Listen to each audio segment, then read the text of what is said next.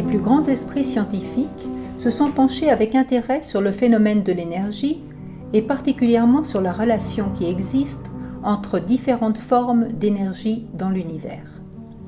Ces dernières décennies, la science a confirmé que tout dans l'univers est énergie, jusqu'à la moindre particule de matière.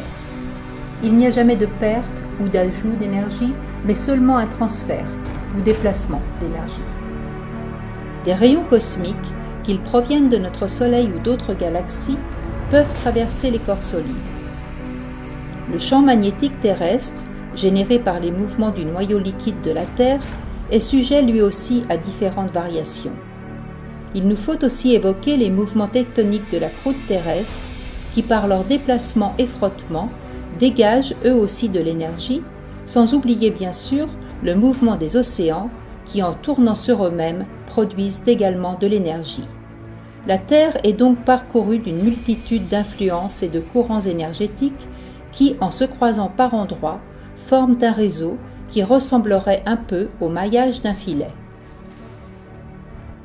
Ces croisements de courants correspondent à des nœuds sur la Terre, où l'énergie est particulièrement importante. La Terre soumet constamment notre corps à des influences énergétiques qui agitent profondément notre organisme. Quel est le lien entre l'énergie de la planète et celle de l'homme ? L'énergie du corps humain fonctionne à peu près de la même manière que l'énergie au niveau de la planète. Notez que le corps humain adulte est composé de 65% d'eau et nous avons vu son importance au point de vue énergétique.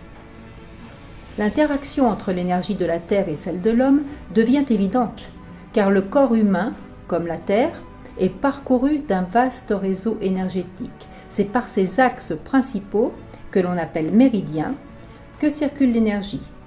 Les méridiens se croisent par endroits, que l'on appelle chakras. De par le monde, diverses civilisations ont choisi des sites particulièrement énergétiques pour y édifier des constructions extrêmement significatives. Une tradition coréenne ancienne, le Feng Shui, opère un peu de façon similaire en déterminant l'installation d'un village ou l'aménagement d'une habitation en fonction de l'environnement énergétique. L'énergie concentrée dans les méridiens circule à travers tout notre corps, dans nos organes, aussi bien que dans nos cellules. Toutes ces cellules vibrent à l'unisson et c'est de l'équilibre de cette vibration que dépend notre état de santé.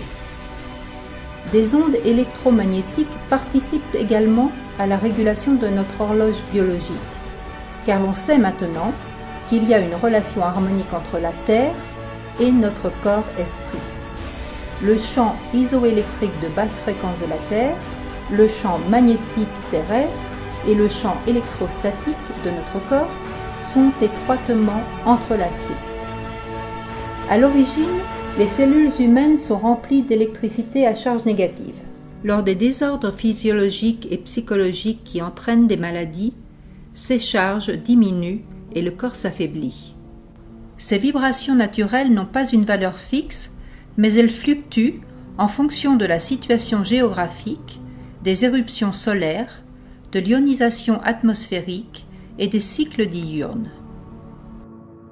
Fort de ces constatations scientifiques, tout porte à croire que la santé humaine est liée aux paramètres géophysiques par le biais d'énergies qui ont une influence sur notre mental, la structure générale et cellulaire de notre corps, nos cycles de sommeil et de rêve, nos émotions et notre esprit.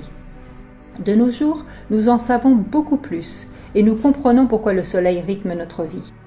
Certaines personnes sont plus sensibles à ces fluctuations que d'autres. Fatiguées, voire déprimées en hiver, elles sont en pleine forme au printemps et en été. La raison en est simple.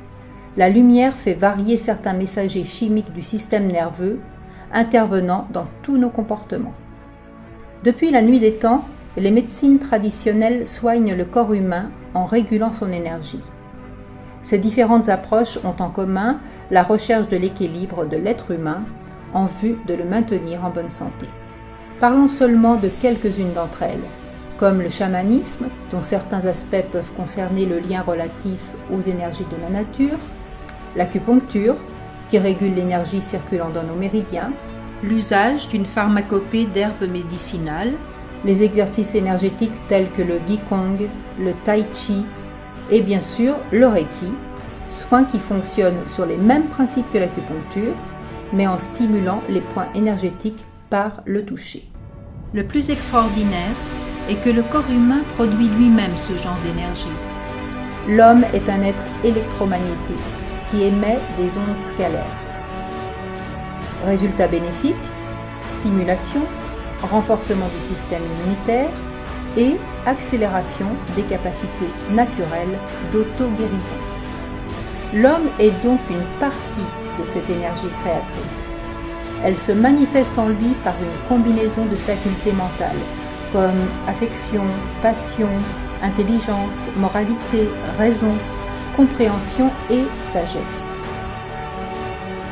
L'homme n'est pas seulement un conducteur aveugle d'énergie, il peut apprendre à l'utiliser consciemment, la contrôler et la diriger pour son propre bienfait et pour celui des autres.